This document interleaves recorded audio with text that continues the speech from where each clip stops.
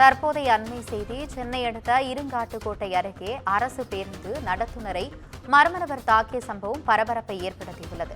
இதுகுறித்த கூடுதல் விவரங்களுடன் இணைகிறார் செய்தியாளர் பூபாலன். வணக்கம் பூபாலன், என்ன நடந்தது? விவரங்களை சொல்லுங்க.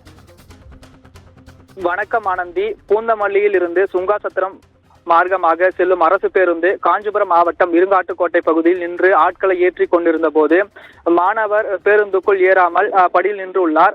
அப்போது பேருந்து ஓட்டுநர் ராமசாமி என்பவர் படியை விட்டு மேல் ஏறி நிற்கும்படி கூறியுள்ளார். அப்போது கீழ் நின்று கொண்டிருந்த மர்ம நபர் ஒருவர் நடத்துனரை ராமசாமியை திடீரென கடுமையாக தாக்கியுள்ளார்.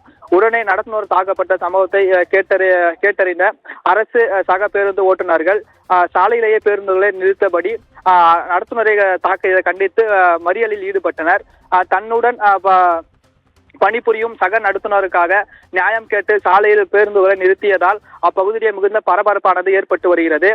தகவலின் பெயரில் சம்பவ இடத்திற்கு வந்த ஸ்ரீபெரும்புதூர் காவல்துறையினர் கேட்டுக்கொண்டதின் பெயரில் நடத்துனர் ராமசாமி ஸ்ரீபெரும்புதூர் காவல் நிலையத்தில் புகார் அளித்து அதன் பின்னர் ஸ்ரீபெரும்புதூர் அரசு மருத்துவமனையில் சிகிச்சை பெற்று வருகிறார். படியில் நின்றவாறே உள்ள வர சொன்ன நடத்துனரை மர்ம நபர் தாக்கிய சம்பவத்தினால் சாலையில் பேருந்துகள் நிறுத்திய சம்பவம் ஸ்ரீபெரும்புதூரிடையே மிகப்பெரிய ஒரு பரபரப்பை ஏற்படுத்தி வருகிறது.